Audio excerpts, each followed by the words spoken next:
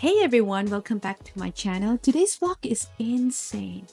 Imagine trying to explore one of the world's most famous city, London, in just 1 hour. That's all we had. Our life is a no joke. Cruise crew life is like dock, dash, and pray you make it back before the ship leaves here. No pressure, right? There's no room for mistakes. Our ship docked at Dover, so we left Dover super early and we were super excited to finally explore London. It took us about an hour and a half just to get to London, and when we count the round trip, the whole adventure was like 5 hours of travel and for only 1 hour in the city. It sounds crazy, right? Honestly, we spent way more time in the car than actually exploring, as you can see here. All my videos are mostly the one that I took in a car. But hey, we're excited. A new place is a new place. So just as we're buzzing with excitement, our driver hit us with a little plot twist. There was a marathon happening that day, and most of the roads in London were blocked up. Yep, classic crew life. Nothing ever goes as planned. Anyways, we were cruising along. I couldn't help but notice that all these rows and rows of houses lined up along the road, exactly like those British neighborhood you see in a movie and postcards. I was like, whoa, it actually looked like the pictures.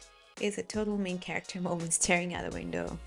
From when I was young, I've always wanted to visit London, mainly because I'm such a big fan of the royal family.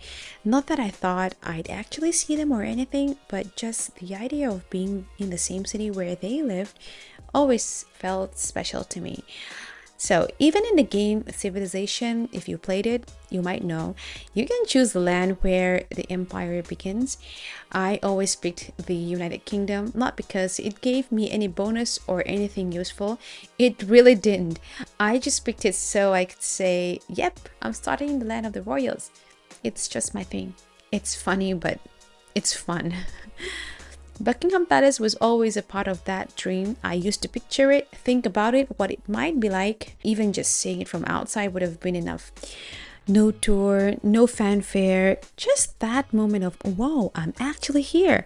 That would have made me happy. So as I was saying, when we started planning this trip like a month before, we had these big dreams about what we wanted to see. Like the London Eye, Big Ben, London Bridge, Buckingham Palace, the Cathedral, the whole list, you know. We were already talking about where we'd take our photos, what poses we'd do, and who'd get the best Insta shot. You know, the typical crew vibe. We even joked about doing those classic tourist pictures, pointing at the Big Ben, walking across the bridge like it's a runway. It's funny. In our heads, we'd already been there. We had it all mapped out. Like the perfect day in London was just waiting for us. And finally, we're here, walking towards Big Ben. And guess what? This is where they were holding the marathon ceremony. There were tons of people everywhere. It was loud, chaotic, and honestly, kind of exciting. Did you guys hear the drums? It was so loud, and there's lots of people because it was right after the marathon. There were these tiny souvenir shops along the side. We checked out, but it was pretty pricey, so we ended up not buying anything from there. And from when we were standing, we could even see the London Eye. I told my colleagues, like, guys, this is a better view than being right next to it. And we're gonna save time and getting a better shot. And everyone agreed, so we stayed here for a little while. But taking a picture, not so easy. No way I can get that perfect photo I'd imagined. My big dream of posing all fancy with Big Ben in the background, yeah, that was just a dream. Still, I felt amazing to be here, even if the photos weren't perfect. The moment definitely was. So we were on our way to the next stop, but we were already a little behind schedule. Our driver was doing his best to get us around as quickly as he could, but we really tried to fit in another spot. But it was starting to feel like this might be our last stop at the London Bridge. He dropped us at the Trinity Square, and from there we walked down towards the bridge. There were so many people again, and like always, it was hard to get that perfect picture.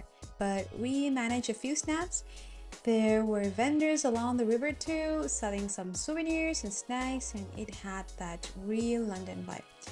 To be honest, I was a little sad we were running out of time, and I really wanted to see Buckingham Palace and the cathedral where Kate and William got married, but I was trying to stay positive. I kept telling myself that at least I'm in London.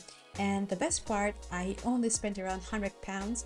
If I had come all the way from India, it would have cost me 10 times more. Like I said earlier, for us crew, time is everything. We have to plan carefully and we can't be late.